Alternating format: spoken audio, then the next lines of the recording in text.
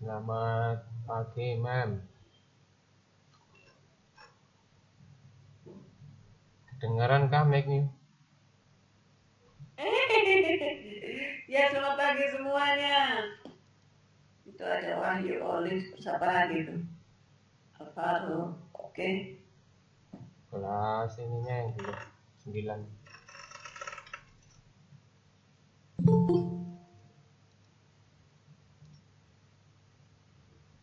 Kita nunggu yang lain, Pak. Ya.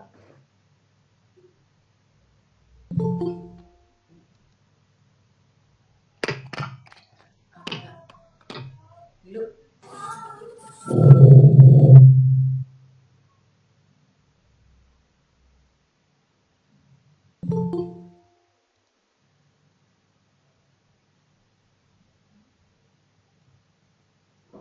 Pagi, Mbak Tri. Pagi, Tri.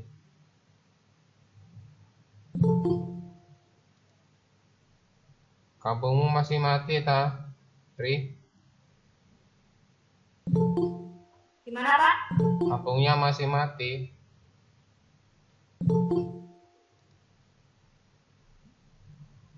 Sudah nyala? Mana? Nggak ada.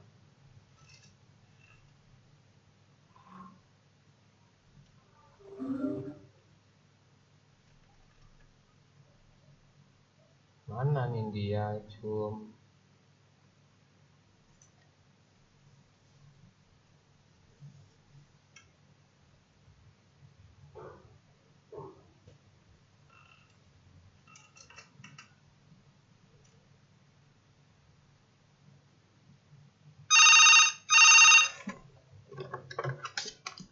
Olah, dalam.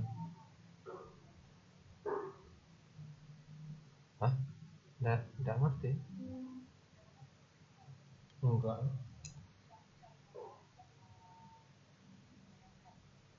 Enggak ada. Langsung ke atas katanya. Waduh, nggak ngerti ya. Ah.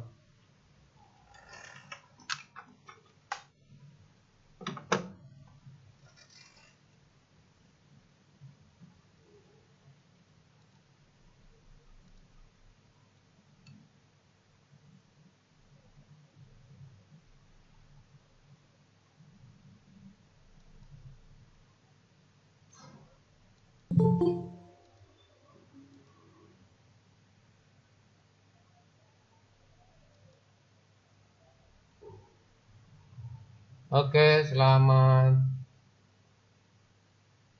siang anak-anak. Siang, Pak. Ya, sambil nunggu Siang, Pak. teman-temannya Siang, Pak. untuk bergabung. Yuk, Pak. Ya, kita mulai saja ya. Pagi. Mari kita berdoa. Terima kasih Tuhan atas kasih-Mu pagi hari ini. Kami mau memulai kegiatan kami untuk Esko Pramuka. Kiranya Engkau beri hikmat buat kami untuk dapat belajar bersama-sama dan mengerti dan melakukannya dengan baik. Terima kasih, kami percaya Engkau sudah memberkati sampai kegiatan selesai nanti dalam nama Tuhan Yesus. Amin. Ya, sebelum nanti Memido mempresentasikan materinya, Bapak mau mengoreksi kegiatan yang kemarin yang sudah kalian kerjakan. Ternyata semua regu tidak mengumpulkan kecuali kelompok regu kelas 7. Lainnya belum mengumpulkan tugas yang kalian sudah kemarin bicarakan dengan kelompoknya. Ya, apa mau share ini kelompoknya siapa?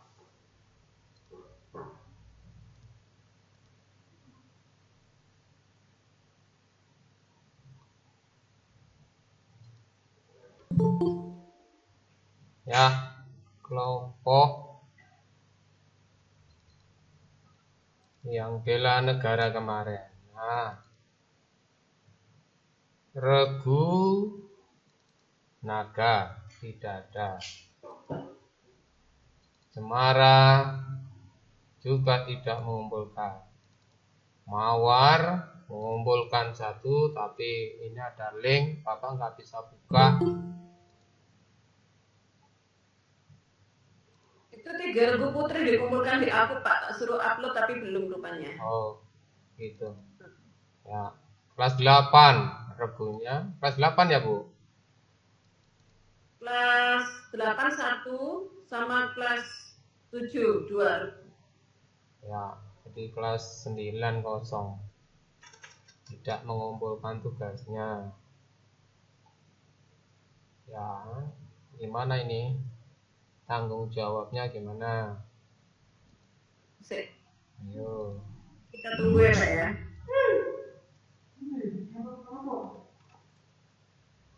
Sama Bonita kemarin saya. Sama Bonita. Oke, gimana tanggung jawab kalian? Untuk mengumpulkan tugas yang sudah disepakati sama Regu kalian masing-masing loh. Gimana? Gimana? Tidak ada nilai? Kosong? Ya apa? Ayo anak-anak bertanggung jawab. Kenapa? Banyak yang enggak belum kirim videonya. Nah, waktunya kan sudah berapa? 2 minggu kayaknya. Bagiannya. 2 minggu itu sudah cukup. Kalian kerjasama, sepakat kemarin itu seminggu membuat ini. Kemudian seminggu berikutnya kan langsung dibuat itu presentasinya. Jangan mempersulit sendiri ya. Jangan buat yang terlalu mempersulit kalian. Buat yang sederhana saja. Begitu ya.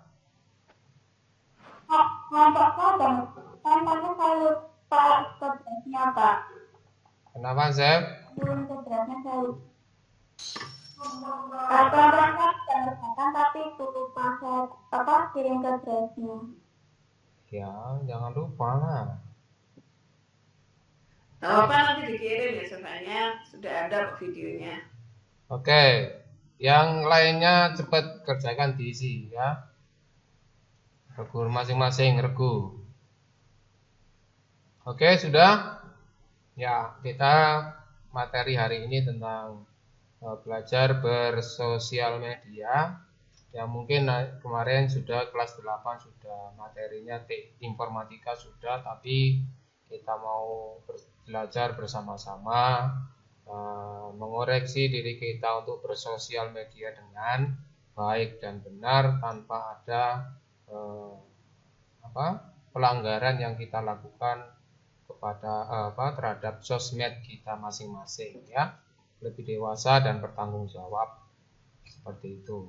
Oke, kita mau belajar tentang Undang-Undang ITE, bagaimana melakukannya dan bagaimana melaksanakannya. Oke, terima kasih untuk semua itu. Kita mau belajar bersama, monggo Mem Wido, kita bisa mulainya.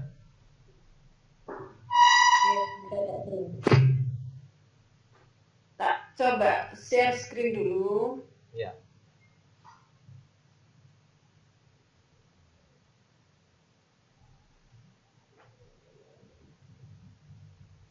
Kelihatan anak-anak? Kelihatan Pak. Kelihatan ya, oke. Nah, nih hari ini tema kita sih tentang dasar dharma keempat ya. Tahu masih ingat nggak dasar dharma keempat itu apa? Siapa yang masih ingat coba? Sefanya coba dasar dharma keempat apa Sefanya?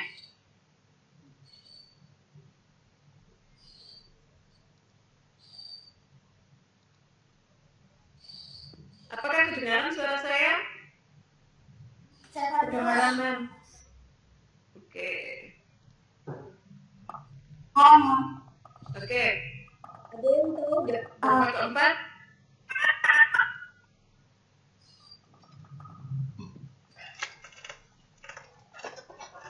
Ada yang Bisa bantu Mas Umi? Patuh dan buka bermusyawarah. Dan kita bermusyawarah. Jadi pada dasarnya termasuk dalam dasar dharma keempat itu adalah bagaimana kita berkomunikasi dengan orang lain. Nah, karena hari-hari ini kita lebih banyak berkomunikasinya lewat media sosial karena masa pandemi, tidak bisa ketemu, mau nggak mau kita harus tahu bagaimana kita bisa bijaksana, bagaimana kita bisa menyikapinya dengan baik, karena semuanya ada undang-undangnya. Kenapa ada undang-undangnya? Ya karena memang harus ada yang mengatur dari sekian banyak kepala yang ada di Indonesia, bahkan di seluruh dunia itu. Kalau tidak ada undang-undang ya bagaimana akan terjadi kekacauan, ya kan? Nah, hari ini kita belajar untuk mengenal undang-undang ITE. Nanti dikaitkan kenapa kita harus bijak bermedsos. Jadi anak-anak jangan marah kalau misalnya guru-guru, Bu Fani atau Bu Nita yang sering kepoin status kamu kok seperti ini, tolong dihapus dan sebagainya. Jangan marah, gitu ya. Karena memang kami semua sedang mempersiapkan kalian untuk mengenal bagaimana hidup menjadi warga negara yang baik, taat pada undang-undang. Nah, salah satunya adalah undang-undang dalam berkomunikasi, undang-undang dalam menggunakan media sosial. Undang-undang media sosial, undang-undang ITE, ya, itu mengatur beragam perlindungan atas kegiatan yang memanfaatkan internet sebagai medianya. Entahkah itu pemanfaatan sebagai informasi atau transaksi. Jadi segala sesuatu yang berkaitan dengan penggunaan internet, apapun itu termasuk pembelajaran kita, termasuk media sosial kita, itu ada aturannya. Ya. Dalam undang-undang ITE ini diatur juga tentang sanksi yang akan didapatkan oleh seseorang kalau ada penyalahgunaan, ya, hoax misalnya. Makanya kita mesti hati-hati benar apakah informasi yang kita sebarkan itu benar atau tidak. Terus berlaku buat siapa? Nah, undang-undang ini berlaku bagi setiap orang sebagai warga negara Indonesia. Memang kita kan masih SMP, termasuk berlaku buat kamu, ya, termasuk berlaku buat anak-anak Indonesia. Pokoknya ini dikatakan berlaku bagi setiap orang yang melakukan perbuatan hukum sebagaimana diatur dalam undang-undang ini, baik berada di wilayah hukum Indonesia maupun di luar wilayah hukum Indonesia, yang memiliki akibat hukum di wilayah hukum Indonesia atau di luar wilayah hukum Indonesia. Maksudnya walaupun kamu misalnya sedang bepergian ke luar negeri, nah ini kan dari wilayah lain, tapi kamu kan termasuk warga negara Indonesia. Nah, begitu kamu melakukan pelanggaran, bisa kena undang-undang ITE ini. Ya. Saya cuma menyampaikan beberapa hal tentang pasal-pasal yang terkait aja, nanti karena ada tugasnya ya. Nah, pasal 27 ini misalnya, larangan mendistribusikan, mentransmisikan, atau membuat dapat diaksesnya informasi elektronik atau dokumen elektronik yang bermuatan asusila, perjudian, pencemaran nama baik, pemerasan atau pengancaman. Nah, coba cermati pasal 27. Kamu mengirimkan linknya aja, ini lo kira misalnya videonya api yo, tapi begitu dilihat ternyata di dalamnya ada asusila. Kamu yang mengirim itu juga kena pasal berapa? Kena pasal 27. Begitu dilihat pencemaran nama baik. Nah, kapan hari itu ya ada kasus udah dikegebukannya ya, ada anak yang mengepost foto temannya dalam kondisi temannya tidak mau sebenarnya itu dipost. Nah, itu kalau misalnya dituntut dengan serius termasuk pelanggaran ITE. Wah, itu bahaya sekali. Ya, makanya kita belajar dari hal-hal yang kecil. Dikasih linknya, link kira ternyata dibuka tentang temanmu misalnya, yang sedang melakukan hal yang sebenarnya dia nggak ingin untuk dilihat. Nah, itu termasuk pasal 27. Larangan mendistribusikan, mentransmisikan, membuat dapat diaksesnya informasi elektronik yang bermuatan asusila, perjudian, pencemaran nama baik, termasuk pemerasan dan pengancaman. Terus pasal 28. Pasal 28 ini terkait dengan berita bohong. Nah, berita bohong terhadap konsumen, misalnya kalau kamu penjual, kamu melakukan berita bohong, wah produk ini baik dan sebagainya, ternyata enggak. Nah, itu kena pasal ini. Atau yang terkait suku, agama, ras, dan antar golongan. Nah, ini sara ini yang banyak sekali di Indonesia. Ya. Kemudian pasal 29, ancaman kekerasan atau menakut-nakuti. Pasal 30, mengakses sistem elektronik milik orang lain. Nah, hati-hati. Dengan cara apapun, mengakses dan mengambil, menerobos. Ngehack termasuk berarti ini ya. Tuh, itu kena pasal 30. Pasal 31, melakukan intersepsi atau penyadapan sistem elektronik milik orang lain, atau dari publik ke privat atau sebaliknya, termasuk mengubah atau tidak mengubahnya. Ini hati-hati nah. Kadang-kadang kita ambil video, kita edit, terus kita post lagi tanpa kita menyertakan sumber aslinya. Hati-hati nanti kena pasal 31 seperti ini. Ya. Kemudian pasal 32, larangan perubahan informasi elektronik atau dokumen elektronik. Nah, ini melarang kita untuk mengubah, merusak, memindahkan, menyembunyikan, memindahkan ke tempat yang tidak berhak, atau membuka dokumen atau informasi rahasia. Ini pasal 32. Pasal 33, mengganggu sistem elektronik. Nah, ini pun nggak boleh ini. Ya. Kemudian pasal 34, larangan menyediakan atau memfasilitasi perangkat keras atau perangkat lunak untuk memfasilitasi pelanggaran pasal 27 sampai pasal 33. Misalnya kamu tidak buka akses video asusila, tapi kamu menyediakan handphonemu untuk dipakai orang lain. Kena pasal 34. Kamu bisa di warnet lah, di warnet. Itu bahaya sekali, itu banyak yang bisa terkena pasal 34 gitu. Ya, kalau dan yang menyediakan fasilitas buat orang lain untuk melakukan pelanggaran hukum di bidang ITE, ya, perjudian misalnya, atau fasilitas untuk apalah, gitu ya. Kemudian larangan menyediakan atau memfasilitasi sandi lewat komputer, kode akses atau sejenisnya untuk memfasilitasi pelanggaran pasal 27 sampai pasal 33. Pasal 27 sampai pasal 33, masih ingat ya ini tadi ya, terkait dengan asusila, perjudian, pencemaran nama baik, berita bohong, kekerasan, pengancaman, dan sebagainya. Pasal 35, pemalsuan dokumen elektronik dengan cara memanipulasi, penciptaan, perubahan, menghilangkan, mengerusakkan. Nah, ini juga. Anak-anak, kenapa kita bagikan pengenalan undang-undang ITE ini? Karena mau nggak mau kamu, kita semua setiap hari terlibat di dalam mengakses internet, menggunakan internet, membuat video, ngepost dan sebagainya, supaya kamu tahu batas-batasnya atau dasar-dasarnya. Ya, jangan sampai kita terkena pasal ITE. Dan memang banyak orang yang melakukan kok mereka tenang-tenang aja, ya tunggu aja, namanya pelanggaran.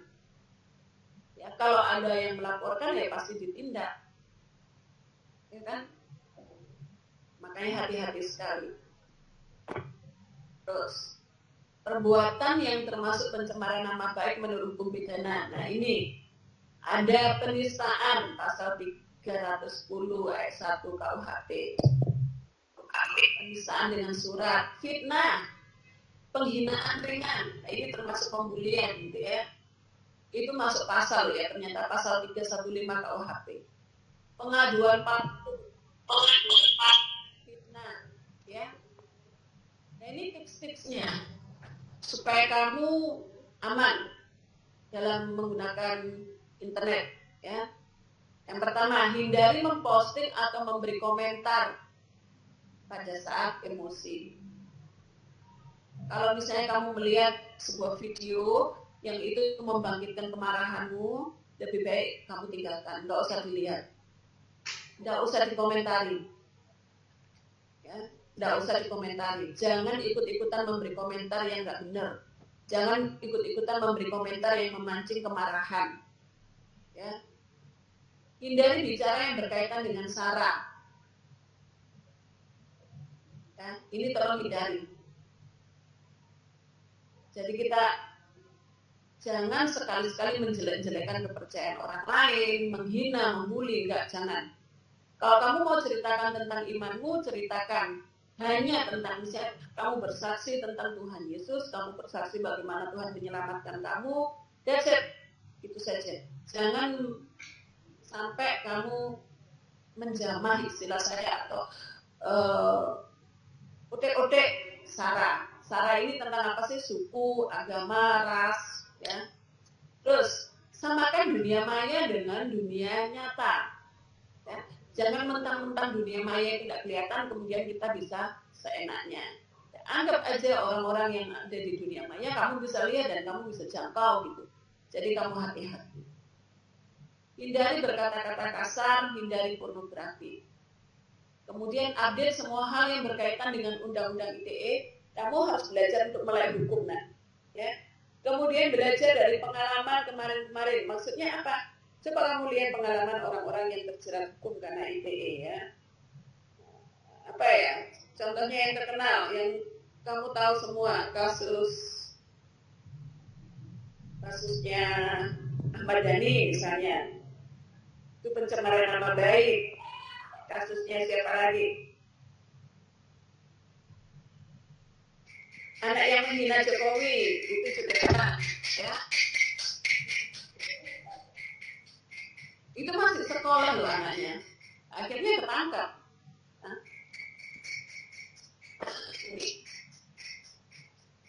Jangan sampai kita terjerat karena komentar di media sosial. Dan bukan hanya karena komentar, jangan sampai kita juga terjerat karena postingan kita di media sosial. Ya, ini salah satu yang cantumkan di sini, penghinaan atau pencemaran nama baik itu bisa dipidana paling tidak itu 4 tahun dan dendanya 750 juta. Itu undang-undang ITE nomor 216. Yang lain memang nggak akan posting, ya. Ini salah satu contoh aja. Pencemaran nama baik, penghinaan. Nah, kenapa memang cantumkan di sini? Nah, anak-anak kita masih, kebanyakan kita masih, ya tahu lah, SMP, anak remaja masih suka emosi, masih suka kepancing. Nah, kadang-kadang kamu terdorong untuk membuli orang lain. Nah, hati-hati. Ketika kamu mulai menghina orang lain, membuli orang lain melalui media sosial, memberikan komentar negatif, kamu terancam hukuman penjara 4 tahun dan denda 750 juta. Daripada dendanya bayar denda di sini, kita makan bareng 750 juta. Ya, itu tentang undang-undang ITE. Nah, kenapa kita sering untuk meminta kalian untuk membuat video? Ya, seperti kemarin itu kita bagaimana bela negara di tengah krisis. Nah, nanti ini juga ada lagi. Kenapa sih? Karena kita ingin kalian menjadi anak-anak yang kreatif yang mewarnai dunia sosial, tidak hanya dalam hal yang negatif gitu loh. Tetapi kita bisa memberikan, misalnya gini ya, ada satu aliran di tengah begitu banyak kekacauan. Paling tidak kita memberikan satu aliran yang bersih, seperti aliran air yang bersih di tengah sungai atau danau yang kotor itu. Nah, aliran yang bersih itulah postingan-postingan kita yang bisa memberkati, yang bisa menginspirasi, yang bisa membawa banyak orang kepada Tuhan, membawa banyak orang untuk hidup benar. Nah, sebenarnya tujuannya itu. Nah, tugas-tugas yang kita berikan selama ini itu melatih kalian untuk seperti itu. Jadi jangan marah, jangan aduh bikin capek aja. Nanti ketika kamu terlatih, itu kamu sendiri yang akan menerima manfaatnya. Dan sekarang ya, kalau saya boleh ingatkan, para pencari kerja itu hati-hati dengan media sosialmu. Karena track recordmu di media sosial itu menjadi pertimbangan bagi perusahaan untuk meng-hire kamu atau tidak. Ini banyak kasus terjadi. Ya. Udah nilainya bagus, ijazahnya bagus, kemampuannya bagus, tapi begitu tidak diterima, ada orang yang tidak diterima di perusahaan. Nah, dia nggak terima, tanya kenapa? Ternyata ada track record bahwa dia pernah posting sesuatu di media sosial, dia bangga, dia melanggar dan tidak ketahuan. Itu ada salah satu melanggar apa sih waktu itu? Pulang pergi kereta api tidak bayar atau apalah saya lupa. Tapi dia posting itu di media sosial, ketahuan. Nah, perusahaan bilang, kami butuh orang jujur, bukan orang yang pandai. Banyak lagi yang lain ya. Jadi hati-hati, jejak digitalmu itu akan terekod terus. Kalau dulu ya kita mikirnya nonton TV atau nonton film di HP. Sekarang saya ingatkan, HP kalian itu yang ngawasi kalian, yang nonton kalian 24 jam. Internet itu yang ngawasi kalian. Kalian kemanapun itu kedetek semua. Ya. Postingan bahkan yang sudah dihapus pun bisa dilacak. Makanya hati-hati. Saya ingatkan hati-hati. Kalau Pak Kikir tadi bilang dekat sama Tuhan, banyak baca firman, itu akan menjadi benteng kita yang paling kuat. Ya, di tengah zaman yang semakin jahat. Tugas kita hari ini apa Pak? Tadi saya kira itu aja Pak presentasi saya. Mungkin ada yang mau ditanyakan, boleh. Saya akan akhiri sebentar. Terima kasih, Memido. Bapak tambahi ya sedikit saja tentang bagaimana kita bersikap, bagaimana kita mengendalikan emosi kita, ya. Jadi misal emosi itu bukan hanya waktu kita marah. Ada yang mau ditanyakan, Nak? Maaf, aku tadi ngoceh tapi enggak mic-nya mute. Maaf anak-anak ya. Bapak tambahi sebentar Mbak Mido tentang pengendalian kita waktu kita emosi ya, dalam memberikan komentar kepada sosmed kita ya. Jadi pengendalian emosi itu yang lebih penting ya, bukan saat kita marah-marah saja, tapi emosi itu bukan hanya marah anak-anak, tapi emosi itu luapan hati, dari luapan perasaan kita ya, dari hati. Emosi itu banyak macamnya ya. Ya salah satunya katanya marah. Bukan hanya marah saja, tapi juga senang. Pokoknya apa itu luapan di dalam hati kita kan macam-macam. Nah, saat kita mengontrol emosi kita waktu sedang marah, waktu sedang senang, dalam membaca atau melihat konten-konten yang begitu misalkan menggugah hati kita, senang, terus kita share. Nah, pada saat itulah kita mempunyai andil untuk melakukan atau penyebaran. Ingin mau share, oh ini baik kok. Belum tentu itu baik buat orang lain, tapi itu baik buat kalian. Biasakan bahwa konten-konten yang kita terima, kita lihat, kita baca itu anggaplah berhenti di dalam diri kita masing-masing. Stop di dalam diri kita ya. Jadi kita harus berhasil mengolah emosi kita. Bagaimana misalkan kita mau forward, pikir-pikir dulu ya. 2 kali lipat, 100 kali lipat ya. Pikir-pikir dulu, olah hati kita. Apakah benar berita ini? Apakah menguntungkan buat kita? Apakah menguntungkan buat orang lain?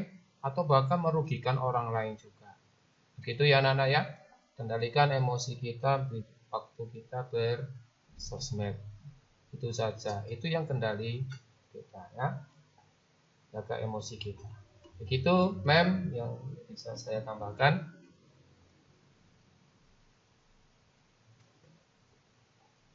Ya, terima kasih Pak Tri. Nah, untuk penugasannya. Oh ya. Penugasan apa ya? Sepertinya video. Kalau tulisan, sudah gini-gini Pak. Apa kira-kira? Kalau sih simpelnya Bapak video 1 menit selesai. Itu sudah mencukup semuanya. Atau kita bikin code atau bikin brosur atau apa?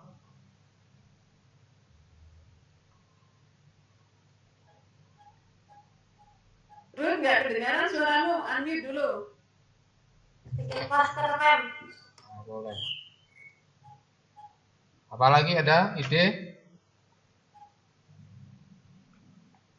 Satu regu ya? Atau gimana nih? Atau kita kumpulkan satu regu gitu saja? Boleh, Seperti Pak. biasa Kan ya? gitu. Saya pengennya sih sebenarnya ketika anak-anak membuat video itu, ya seperti yang tadi saya ngomongkan sih Pak, itu bisa mewarnai dunia media sosial kita menjadi sesuatu yang lebih positif gitu. Dan lagi nggak ada ruginya kok kita belajar dari YouTuber. Konten creator itu menjanjikan untuk masa yang akan datang. Ya, salah satu pekerjaan yang menjanjikan di masa yang akan datang itu adalah konten creator untuk YouTube, untuk apapun gitu. Ya. Jangan mikir seperti dulu lagi pekerjaan kamu harus di kantor, kamu harus cari kerja jadi apa CPNS atau apa, jadi seperti itu lagi. Sekarang udah nggak zamannya lagi. Sekarang zamannya orang kreatif yang dicari. Dengan kamu punya channel sendiri, kamu bisa tunjukkan itu seperti CV-mu. Ya, mungkin kamu suka desain grafis, kamu tampilkan di kontenmu, dan itu akan orang lihat gitu loh. Kamu suka pembelajaran, kamu menerangkan di konten di YouTube-mu, itu orang akan lihat ya, itu seperti CV-mu. Itu jejak digitalmu sebenarnya.